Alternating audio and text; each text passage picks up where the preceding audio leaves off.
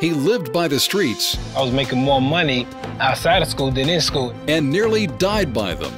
And all he kept saying was, die, die, pop, pop, pop, pop, die, die, die. Hear what got this Crip off those streets and why he went back.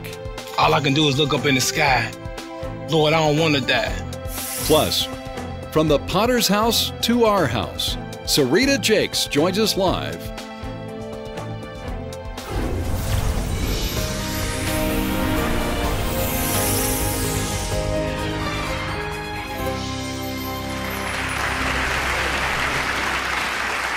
Well, welcome to this edition of the 700 Club.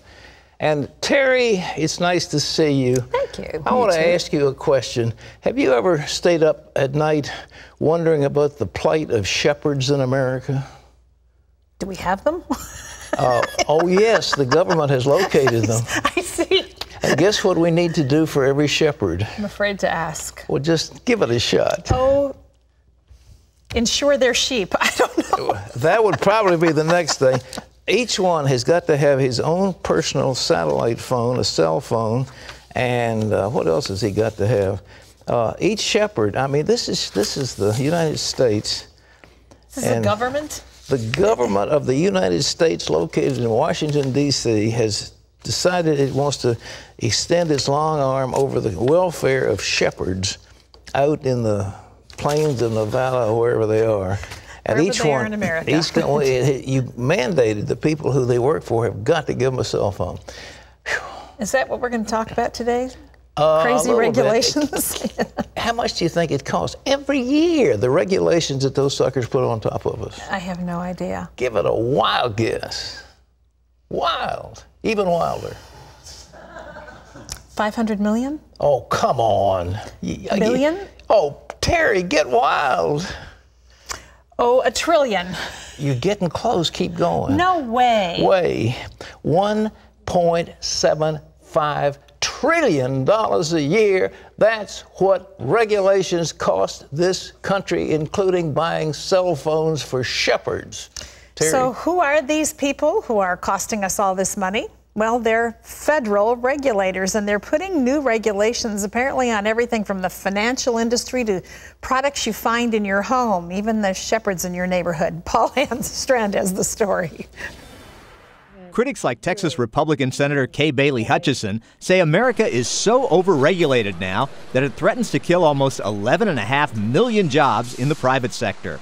One example, vehicle manufacturers report regs requiring new mileage and emission standards will cost them almost $11 billion every year. And they're passing that cost down to their consumers, which will add up to about $1,000 more per car, if not more. Audrey Jones at Heritage Foundation, which advocates for a freer free market, says the annual cost of government regulations to businesses and consumers is staggering. Regulations cost us $1.75 trillion every year. So this is a huge detriment to the economy that's weak at the moment. That figures out to about $15,000 for every American household.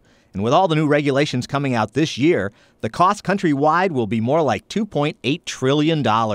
That adds up to American employees working 77 days a year, 2.5 months, just to pay the cost of regulation. And there's much more to come. We have 2,700 regulations in the pikes coming down. Just this year alone, 50,000 pages of new regulations have been added to the Federal Register. Almost 5,000 of those pages are aimed at new regulations on banks and other financial institutions.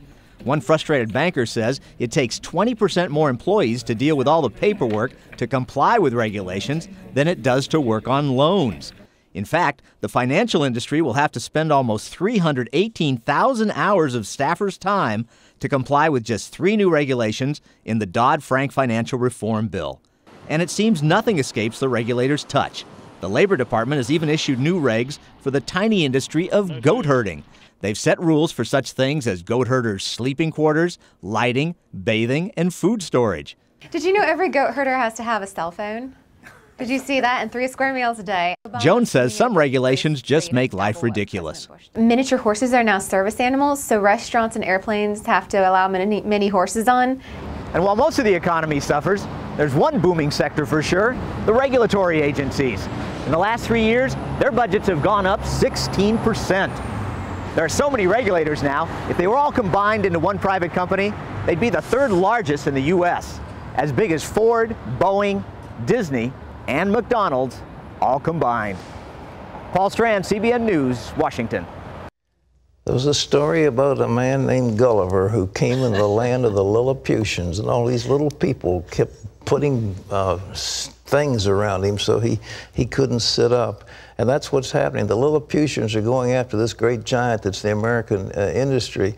One more funny, and we got a whole bunch of them I'm going to tell you about, but can you tell the difference between the front and the back of a railroad engine? Well, I'd like to think I could. Why? Is there some great mystery to that? Oh no, the regulators think you can't figure it out. So what's their solution? They've got to put an F in the front of one, a great big F. Honest. Wow. So you'll know. Especially for those who work for the Oh, man. company, well, here's right? a look. The Heritage Foundation was gracious enough to let us have some of their research, some of the thousands and thousands of federal regulations that are strangling American red tape. The Dodd-Frank bill, Dodd-Frank financial regulators will ultimately encompass some 243 new formal rules, making by 11 different federal agencies. Most every sector of finance will be hit by rules that will inhibit product innovation and availability of credit. And I mentioned that F for front. You've got to put an F at the front of a railroad car. If you can't figure out the front of it, you're so stupid that the nanny state's going to let you have a great big F. So you say, oh, that's the front of the train. That's for the engineer. I guess Okay. we should be glad he knows which end to Here's switch. some of the regulations they have at home. Look at this. During the past 3 decades, Congress imposed multitudes of energy efficiency standards for a host of appliances, including battery chargers, external power supplies, ceiling fans, ceiling fan lights, kits, central air conditioners, heat pumps, clothes washers, and dryers, cooking products, dehumidifiers, direct heating equipment, dishwashers, furnace fans, furnaces and boilers, fluorescent and incandescent lamps, fluorescent lamp ballasts, plumbing products, pool heaters, refrigerators, freezers, air conditioning, torch shears. Torch shears? I have a lot of those, don't you? Yeah, I've got a whole yard full of them, whatever they are. And anyhow, for milk, U.S. consumers pay inflated prices for dairy products due to a variety of federal procedures and programs that manipulate the supply and demand of dairy products. To maintain demand for dairy products and thus higher prices, the government purchases cheese, butter, and non-fat dry milk through its price support program. And that adds up to a huge wealth distribution from consumers to the producers of milk. Well, I could go on and on and on, but I think that's enough. You get a little flavor of this awful mess that's happening. $1.7 trillion. Ladies and gentlemen, it's time this great Gulliver stand up and break the shackles of the Lilliputians. Because every one of those regulators thinks he or she is doing a service to the country. They think that their work is very important and that you are doing something awful and you need to be controlled. And the nanny state has got to watch you. And if they put a burden on industry, that's tough luck. And these are just some of the things, but not to drive you out of your mind. Lee Webb, does that make you sick? You're getting there. Pat, in other news, a senior Israeli defense official says the recent revolutions in the Arab world could lead to a wider regional war. According to Ynet News, Major General Eyal Eisenberg says what many are calling an Arab Spring is more like a radical Islamic winter. And, quote, the likelihood of an all-out war is increasingly growing. General Eisenberg made those comments at the Institute for National Security Studies in Tel Aviv Monday. He also warns that if war does break out, there's a chance weapons of mass destruction will be used. Turkey has ordered all senior Israeli diplomats to leave the country by Wednesday. It's the latest development in the worst diplomatic crisis between the former allies in decades. Chris Mitchell has that story now from Jerusalem. Turkey's foreign minister also announced his country would break off military ties with Israel and increase its naval presence in the Mediterranean. Turkey's decision follows the release of a UN report last week. It investigated an incident in May 2010 when Israeli commandos boarded a Turkish ship trying to break Israel's naval blockade of the Gaza Strip. Israel set up the blockade to prevent Hamas from smuggling weapons. The UN report ruled Israel's naval blockade of Gaza was legal. It also said the Israeli commandos faced organized and violent resistance and used force in self-defense, but said they used excessive force since 9 demonstrators died in the skirmish. Here in Jerusalem, Israeli officials disagreed with the UN about the use of excessive force, but were satisfied with most of the UN findings. They were disappointed with the reaction of the Turkish government. What is disappointing is that a report which, to my understanding, was really initiated at the request of the Turks, with the participation of the Turks, is now not being adopted by them. Instead, Turkey wants an apology and compensation for those killed or injured in the incident. Israeli Prime Minister Netanyahu said he expressed regret over the loss of life, but that Israel will not apologize. Turkey also threatened to take the case of Israel's naval blockade of Gaza to the International Criminal Court. Some analysts interpret the reaction by the Turkish government of Prime Minister Erdogan as another sign Turkey is becoming more Islamist by strengthening its ties with Islamic groups like Hamas while demonizing the Jewish state. Chris Mitchell, CBN News, Jerusalem. Pat, going back to the previous story that I read about General Eisenberg's prediction, do you agree with him? Yes, I do. He's on the ground. He knows a lot more than I do, but I certainly do agree. But, you know, back to prophecy, a few weeks ago I showed how Ezekiel 38 prophesies an invasion of Israel by a coalition of nations that included something called Gomer. And I've wondered for years what Gomer was, and I really believe that Gomer is Turkey. I think that Turkey has been a friend of Israel. It had a secular state under the regime since the 1920s, and it has suddenly begun to turn to be a Muslim state. And this, you know, is where the 7 churches of Revelation were located. This is a very significant area. I mean, it used to be called Asia, the province of Asia, now it's Turkey.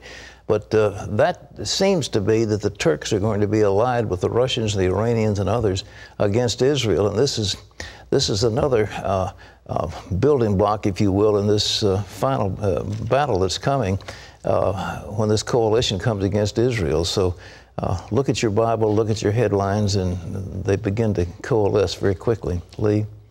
High winds and the state's longest drought are fueling wildfires across Texas. At least 2 deaths are being blamed on the fires. This fire east of Austin is the largest and most dangerous. It stretches about 16 miles and has already destroyed about 25,000 acres. About 500 houses have been destroyed. At least 5 shelters have been opened to help the evacuated homeowners. I'm sure my house is gone. This fire is not over. It's not contained at this time. And it's probably going to get better. It's going to get worse before it gets better. And in the northern part of Texas, 9 fires have burned more than 2,000 acres. Texas Governor Rick Perry suspended his presidential campaign in South Carolina in order to get back to his state.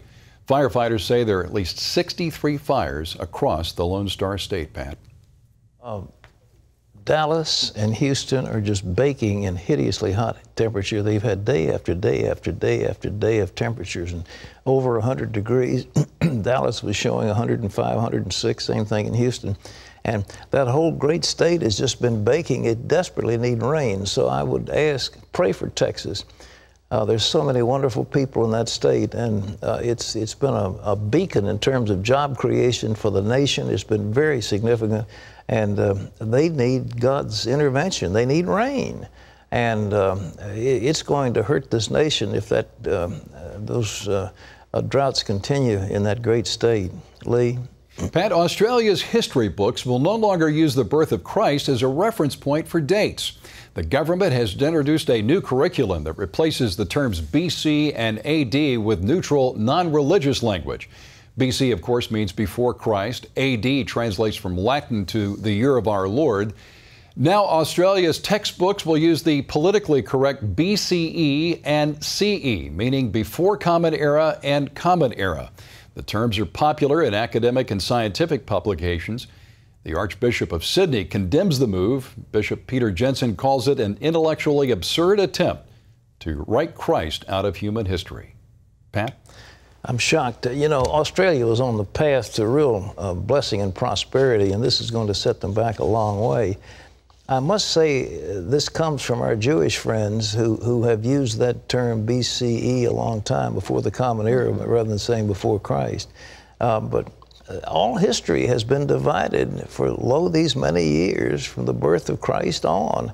And I know it was set in place by a pope some years ago, back in the Middle Ages, but nevertheless, we have adopted this for hundreds and hundreds of years. And what is Australia doing? They're not a secular country. Australia has a great history of Christianity, and I'm appalled, frankly.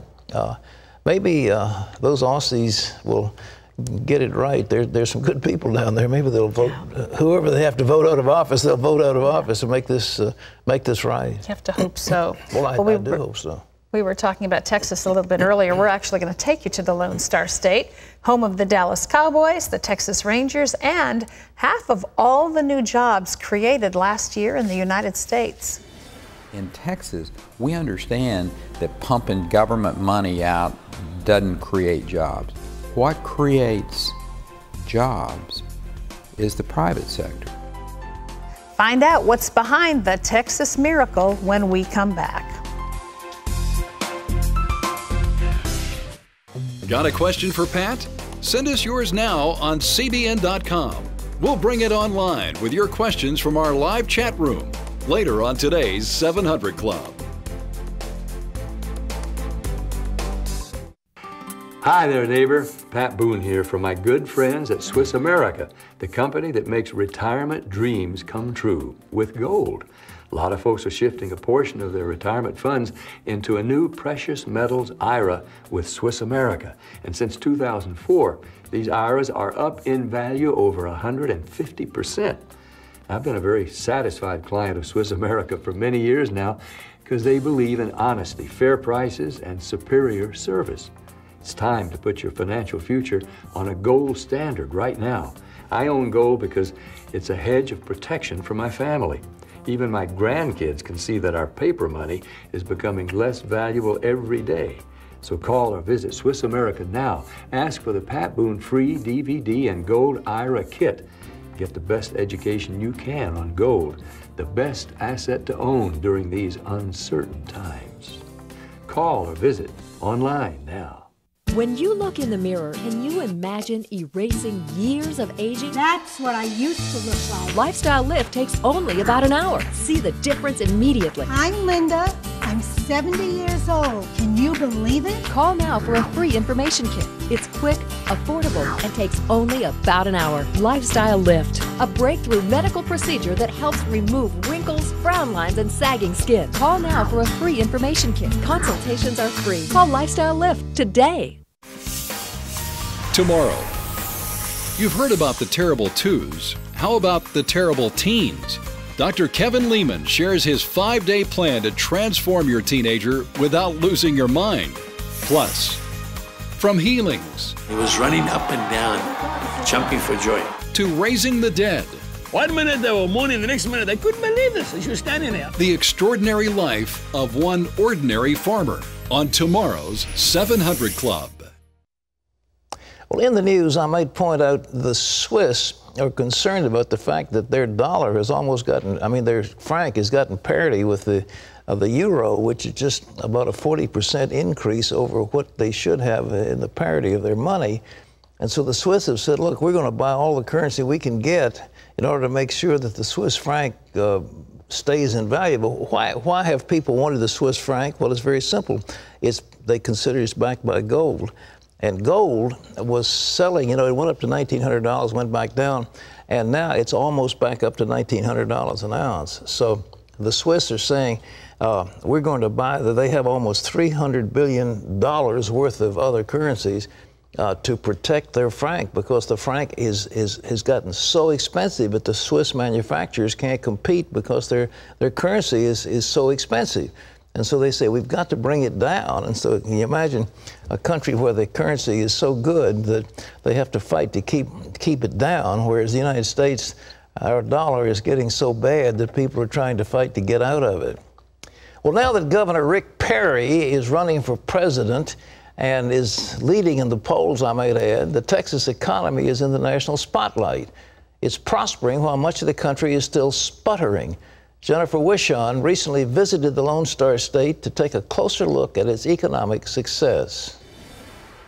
Okay, go ahead and give me outlet temperature. Extreme Power is a high-tech energy company that uses technology originally developed for electric cars to store alternative energy. The green line that we're following up here, that's the actual output from a wind farm that's located on the island of Oahu. The revolutionary process saves energy that's ordinarily wasted. When the company's founders were looking for a place to call home, they chose Austin. Why? The high-tech workforce, connections to the energy sector, and the state's tax structure. There's a low cost of living, not just for your personnel or staff, but also for the company itself. Texas attractions include no personal income tax, the second lowest cost of living in the nation, and among the lowest business taxes. That's creating jobs, 129,000 jobs just last year, more than half of all the jobs created in the U.S. And if you hire them, people will come.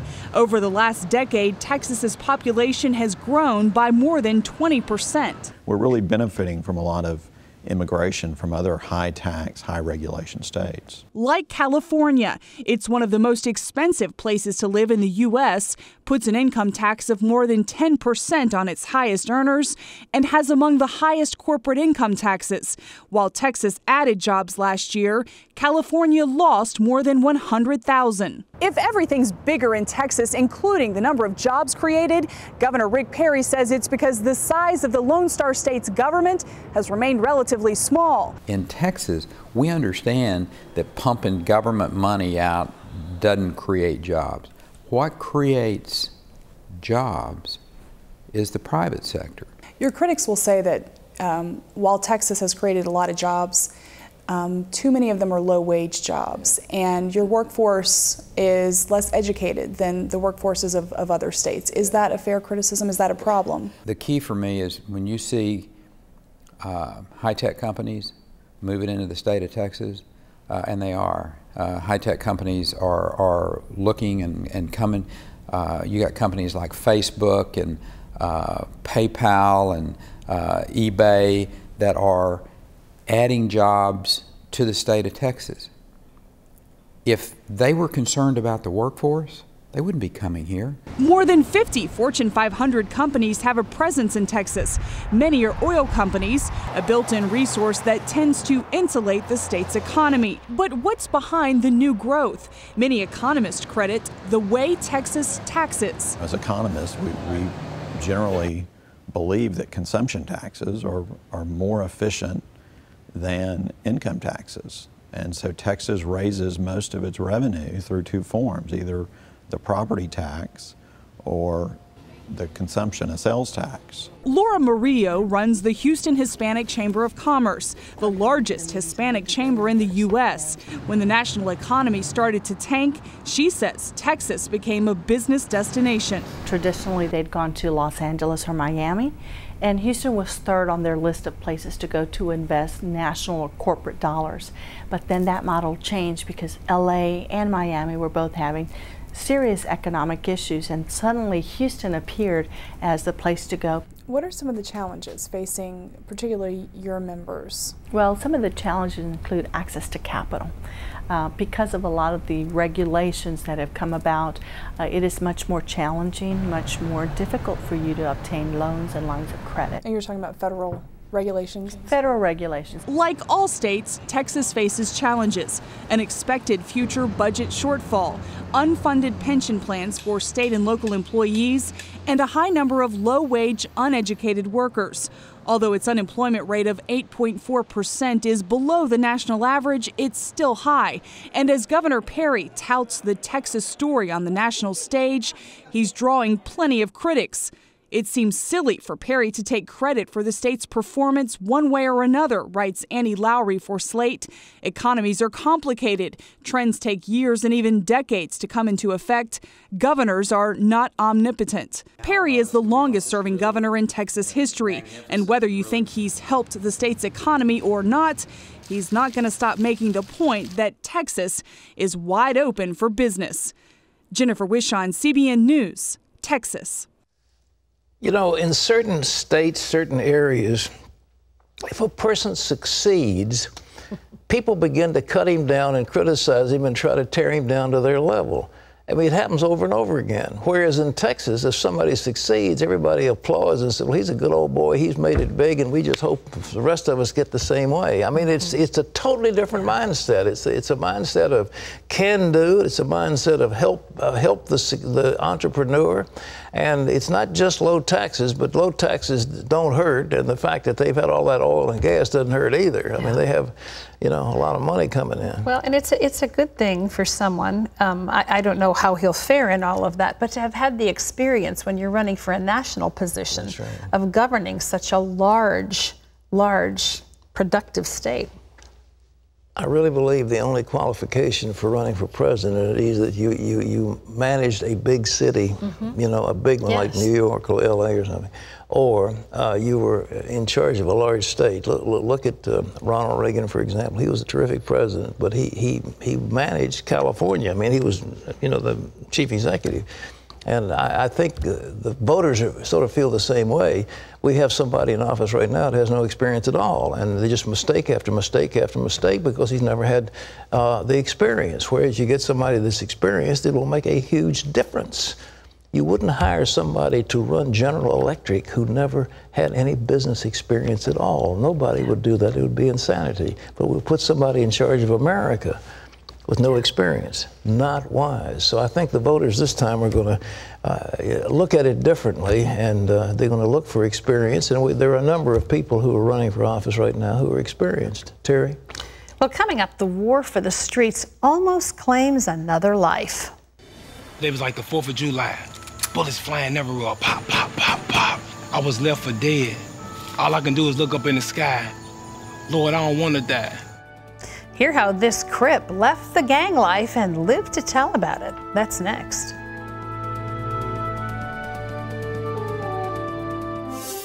Coming up later, from the Potter's house to our house, Serita Jakes joins us live on today's 700 Club.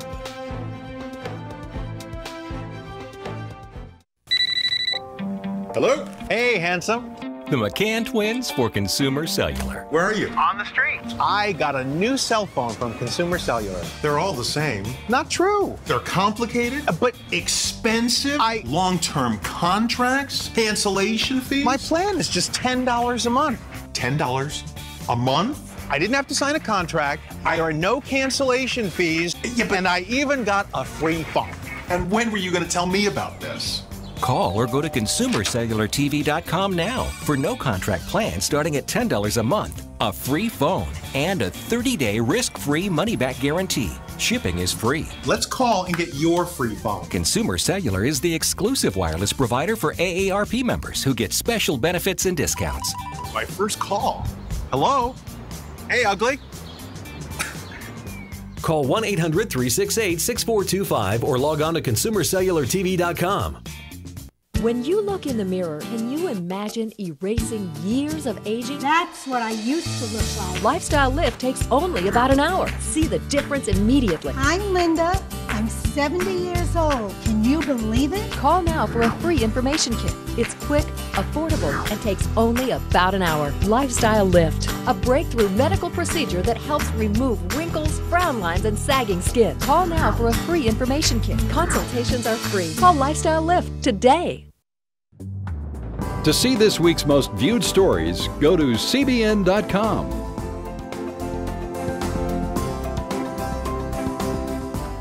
Imagine living this way. Every day, Stephen Easton walked outside the door. Stephen was a target, a bullseye for any member of a rival gang. By all accounts, Stephen should be dead now.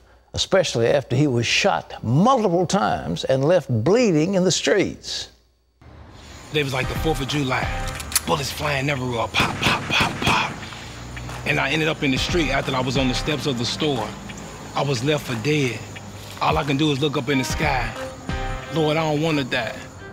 Stephen Easton lived life large as a Crip on the streets of Louisville, Kentucky. So this wasn't the first time he'd been shot. The rivalry between the Bloods and the Crips goes back as far as the 70s.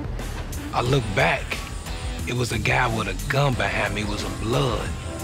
And all he kept saying was, die, die, pop, pop, pop, pop, die, die, die. And I just ran out in the street. And by the time I got my gun, I was shot. And I ran across the street, I thought I was gonna die. Stephen wears the scars of 13 bullet wounds. They were a badge of honor. From the beginning, gang life consumed him. At the age of 13, it gripped me. It was like, wow. It was the money, it was the females that I seen, it was the cars that I seen, it was the glamour that I seen that drew me in. You know, so I'm like, I can't be in school and do this. It's gonna be one or the other. And I realized I was making more money outside of school than in school instead of getting my education like I was supposed to. So that's what I did. I dropped out at the age of 16. Unlike his fellow gangsters, Stephen's upbringing did not drive him to the streets. Stephen's mother and father were raising their children in the church. I went to Sunday school, loved Jesus, get baptized. I knew about that, but it wasn't something I grew up in, but it was what I got exposed to. As I got shot the first time, I was like more low-key. I wasn't on the corner, so I would do stuff like on behind the scenes, selling drugs, smoking marijuana. I was probably making like between $5,000 to $7,000 a day, making a lot of money. You know, people couldn't tell me nothing. I had money, I had, you know, cars, I had everything. I feel like the world owed me something. So my emotional state was like a wreck. I had everything, but I was still empty on the inside. I didn't want to die. I almost lost my life after being shot 13 times. Then I'm like, I don't want to go to jail either, spend the rest of my life there. So it's only one option for me. So I was like, I'm gonna go back to church. Stephen met with a friend's pastor and went to church the following Sunday. And I knew that I wasn't in a good place with God. When I first walked into church that Sunday, it was just basically tears just rolling down. It was just like, I'm just tired. I'm tired. I had everything. And it was just like, I was still empty. What's next? I had a decision to make. Was I gonna give my life over to Christ or go back and do the same thing? And I remember the man of God, the pastor, saying that, you know, tomorrow's not promised to you. And I gave my life over to Christ because I knew God was dealing with my heart. So through that process, I had to change my people, the places I was going in, the things that I was doing, but it was a process. And I'm like, God, I give it over to you. Because so many times, you know, I gave it to God, but then I took it back. I don't know about this, but it was really like a heart change for me. But I had some choices and decisions I had to make. Because God was ready to do it, but I had to participate in it. Stephen went back to school, completed his high school diploma, and married. He says the Lord changed his heart, but his passion for those on the streets remains. I realized that the stuff that I've been through, the 7 years I was on the streets, that God was going to use it for his glory, eventually. And I realized when I was around young people, I would just get this excitement. Like, I'm around young people, they would just do something to me because I believed in them. And I knew that God had a purpose for them. And I see what the enemy was doing in their lives and trying to destroy them. And I'm like, okay, God changed me. I came from this lifestyle. And you still in it? So I know if God can change me, he can change you. God can change you. You know, you can't be guaranteed tomorrow. You never know what's going to happen. And I want to promise you that whatever lifestyle you're in, whatever thing you're doing, you can come out of. The Lord is able. He's absolutely able to give you a brand new life and a brand new start. If you want help, we have operators at the telephones. If you want to call in and say, listen, I've messed my life up. I need help. Somebody's here on the phone who loves you. The number is 1-800-759-0700. Terry? Coming up later, our chat room is open and we want to hear from you. We'll bring it online with your questions, so don't go away.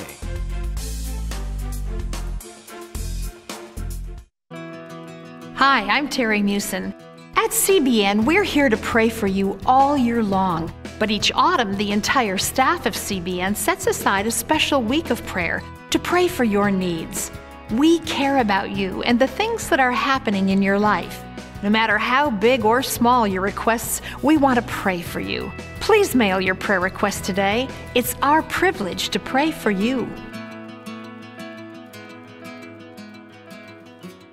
If you're tired of stabbing your fingertips to test your blood glucose, we have news that could change your life. The Embrace meter from Diabetes Care Club is nearly painless. And the best news is that Diabetes Care Club would love to send you one of these meters. Call now to find out why. Nearly 250,000 patients have joined Diabetes Care Club. Membership is free, so is the call. Call 1-800-935-3114. Talk to Diabetes Care Club. You'll be glad you did.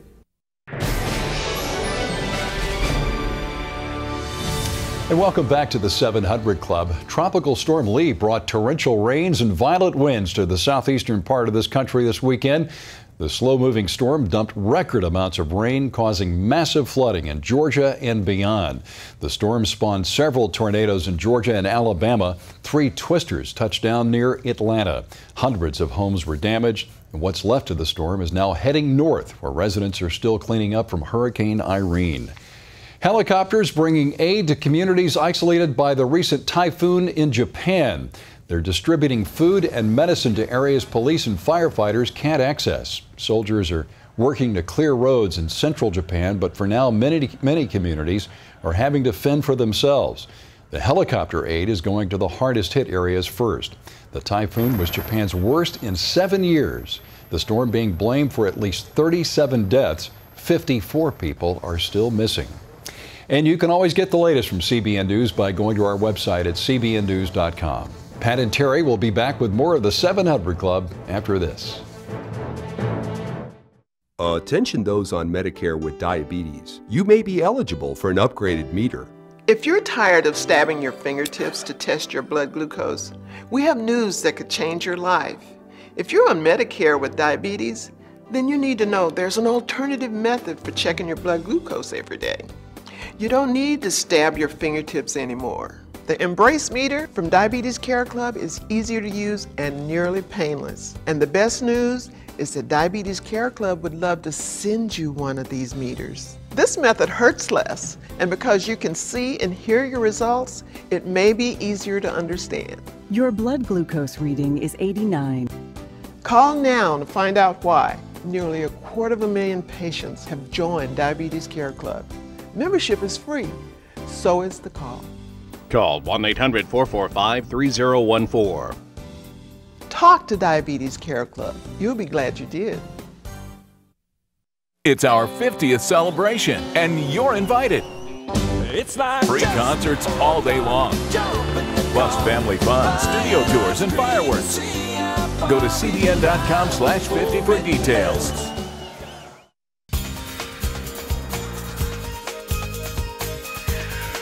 Well, on Saturday, October 1st, we are having a very special celebration coming up. It's CBN's 50th broadcast anniversary, and boy, are we throwing a party. And we want to invite you to join us. Evangelist Reinhard Bonnke is going to be here, along with musical guests that I know are some of your favorites, Mercy Me, Diamond Rio, the Annie Moses Band. Here's the best part. It's a free all-day event topped off by huge fireworks display at the end of the evening. If you'd like to know more about it, you can just go to cbn.com/50. Find out more. That's Saturday, October the 1st. It's right here on the grounds of CBN, and you're invited, so we hope you'll come. It's a party. It's a big party. When you throw a party, you do it right. We have good parties. You have a great time. All right. That's true. Well, a month before CBN's first broadcast, this ministry was facing a problem. We wanted to go on air on October the 1st, but we didn't have the money. So on Labor Day, 1961, our small staff gathered together for a time of prayer and fasting. And right before our first broadcast, a man showed up with a check saying, "God told me to give this to you." The rest, as they say, is history. 50 years later, the CBN staff still gets together every Labor Day for prayer and to seek God's direction for this ministry. Here are some highlights from yesterday's service. It is written in Isaiah the prophet, I will send my messenger ahead of you who will prepare your way. That's why we're here. We're here to prepare the way of the Lord. I was reading today on Paul's second letter to Timothy where he says, I've been appointed as a herald, an apostle, and a teacher. Don't stop with that visionary insight that God gave Dee Dee and Pat 50 years ago. That original burden, that original assignment. Lord, may your anointing be upon us, and may our thoughts be toward you. In Jesus' name we give you praise. Amen and amen. Well, it was a wonderful day. It was a wonderful reminder of the very calling you had 50 years ago. There was a tiny little group of people, 8 or 10 maybe. We met in an Assembly of God church in downtown Norfolk. And we didn't have the money, we didn't have the staff, we didn't have anything, and we were supposed to go on the air October 1st. And we were crying out to God, and we gave specific prayer requests. And every single one of those prayer requests was answered. It was really marvelous. And so every year thereafter, and now for 50 years, we have celebrated Labor Day. We meet for fasting and prayer to cry out to God.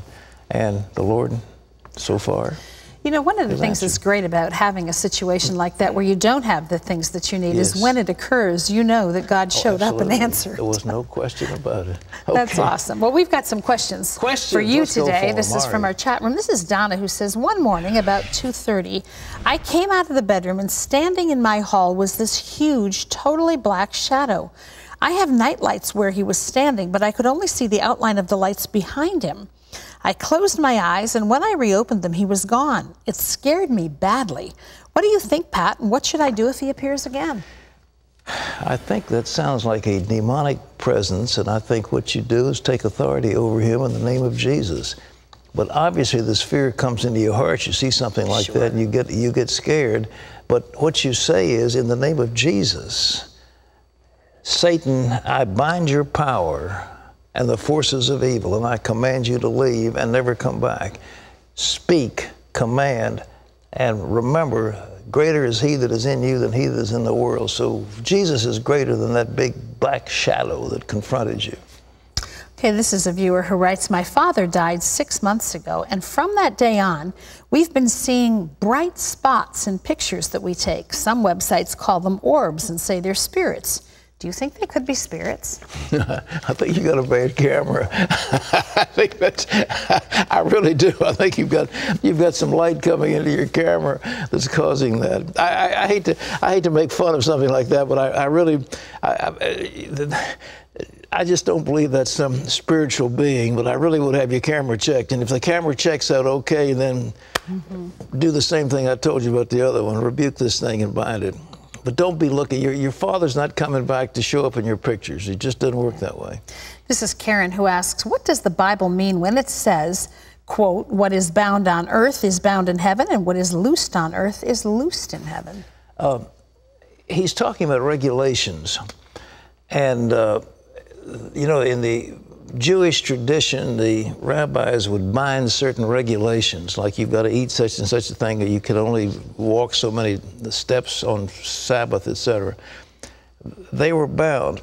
And Jesus said, I'm going to give you, the church, the keys to the kingdom, and you can turn them. So if you want to bind regulations on people, I will assent to them in heaven, and they will become eternal commandments. But if you want to release them, then you're free to do so. In other words, we have power as the church to set the regulations we want to, and to lift the regulations we want to. And so the church has that power, and he gave it to us, okay? Okay, this is a viewer who writes, our church's new senior pastor's wife is being a surrogate mother to her sister-in-law's child. Is this wrong? Any thoughts on this? Well, it's the old rent a womb concept. I think that's a very noble thing to do. I don't think there's anything wrong with it. In the old days, in the biblical days, they couldn't do this. But we certainly do it with animals now all the time. We have embryo transplants, and I don't see anything wrong with that. It's almost like it's a noble thing. The sister-in-law needed a child. They have the ability, but her womb is inadequate for bringing a child to term, and so. But the problem is, and it is a problem, the person who's carrying that baby grows very attached to it. And all of a sudden, the baby's born and then is taken away, and there's a great sense of loss. And that's a psychological problem you'll have down the road. That isn't a theological problem, but it certainly is psychological, and you've got to deal with that. This is Janet, who asks, what do you think of having a civil wedding instead of a church wedding?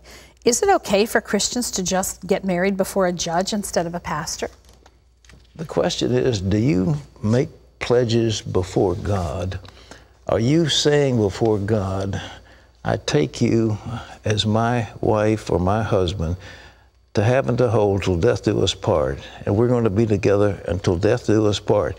If you make that vow before God, it doesn't matter whether it's in front of a judge or a preacher. It's sort of nicer to have it in a church, because then you've got the solemnity of the religious establishment. But there isn't anything wrong with having a civil ceremony if that's what you want to do. But the question is, what's in your heart and what do you say, and will you back up what you say? Okay, this is John, who says, if God is in control of our lives and he knows everything that will happen, where does free will fit in? If everything is already decided for us, why do we even bother trying to become a better person? You know, you have asked a question that has become a conundrum for theologians through the ages. And I wrestled with that when I was in theological school. You spend time thinking about stuff like that. And it's obvious that God is in control, but yes, he does give us free will. So you've got predestination. He knows what's going to happen, and yet at the same time we have free will. How does it work? Well, what came to me, and I'll throw it out in my little 50 years ago when I was thinking of theological school, if you had two basketball teams playing, and the score counted from the visible players putting the ball in the hoop, and behind each team there were invisible players who actually were controlling the action, but the score was on the basis of the visible. And I think that's what we're looking at. God his Spirit is working with us all the time, you know, to will and to do of his good pleasure, but at the same time, the score that gets on the board is the one that the visible player puts up there. It doesn't say God just led somebody to the Lord. What you say is, you know, we led somebody to the Lord, but it's through the Holy Spirit's working within us. And through that, God is able to bring about his desired results in life. But I just say to you, to my knowledge, the theologians have not yet worked it out. So you've asked a question that is a very good question, but know of a fact, truth is a tension between the 2 points. One is God's absolute sovereignty. On the other hand, is absolute free will. And truth lies in between. And if you do away with either side of it, you get into error. So I've not answered your question, but that's the way it is. Well, no, there are some things that are spiritual truths that I think our knowing comes at another point in time. Well, think of those teams, invisible, visible, and you got any basketball sense? Who you know, who controls the ball and so forth? All right. Well, we thank you for your questions, and that's all the time we have for today, but you know, you can always submit them, and we do try to answer your questions on this program. Well, for years, Barbara has given her time and money to help needy people in her community. And then the recession hit, and suddenly, Barbara was the one who needed help. Jai and Kai are twins. They suffer from a mental illness. When their parents passed away, they had a place to live, but still needed a daily caregiver. Barbara Tamzakouch was a friend of the family and knew she had to help the young men. God has just really given me a heart for people. I am honored to be able to help them. Since the economy has gotten bad, the one thing that we're constantly doing is running out of food. Barbara comes to a ministry supported by Operation Blessing's Hunger Strike Force when her finances run low at the end of the month. The Rock Church Food Outreach in San Bernardino, California, gives her what she needs to feed Jai and Kai. Operation Blessing provides over 130,000 pounds of food each month to Rock Church. Mignon Beckham is the outreach director of the food distribution.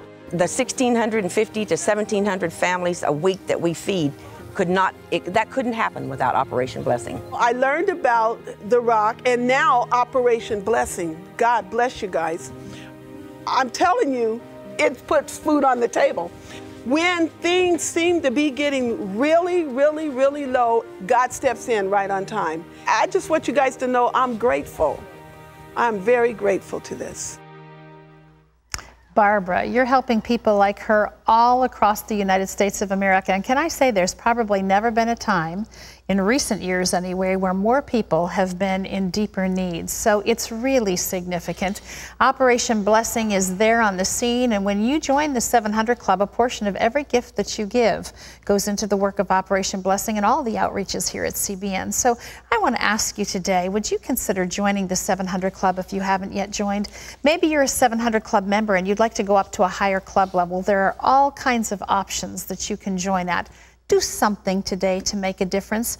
All you have to do is go to your phone and call that toll-free number on your screen. It's 1-800-759-0700. Just say, I want to join the 700 Club. What does that entail? Well, it's a commitment of 65 cents a day. That's just $20 a month. May not seem like a lot, but when you and I link arms together, we really can touch and help and change other people's lives. So we need you to call right now, 1-800-759-0700. When you do, we want to send you Life Beyond the Grave. These are amazing stories of people who've had real death experiences. Some experienced heaven on the other side, some hell, and then came back to tell about it. You want to hear it from their lips. So we'll send this out to you right away, and you'll have the privilege of knowing that you're touching and changing someone else's life. Pat? Yes. Well, still ahead, 3 people joined together because of one bullet. Oh, it's an adventure story behind Serita Jakes' newest page-turning novel. And she's going to give us a sneak peek at the book called The Crossing, coming up next. My name is Roger Stump, and I'm a cancer survivor. The surgeon said it's inoperable. It's already in your liver. My wife Brenda sat there and cried, and I'm thinking, I can't die right now. I'm only 52 years old. I was so distraught. I've heard Cancer Treatment Centers of America had experience with pancreatic cancers. It was like night and day. The hospital just breeds an environment of hope. You'd get a CT scan, and the next morning, the results were read to you. We'd go up there, I just knew it was going to be a good result. You could just see the joy on Dr. Granick's face. Call now and we'll show you how the most compassionate people anywhere put you at the center of everything we do. Together, we'll explore real treatment options you may not even know exist.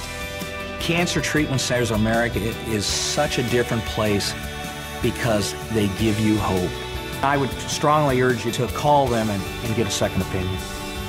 Please call today.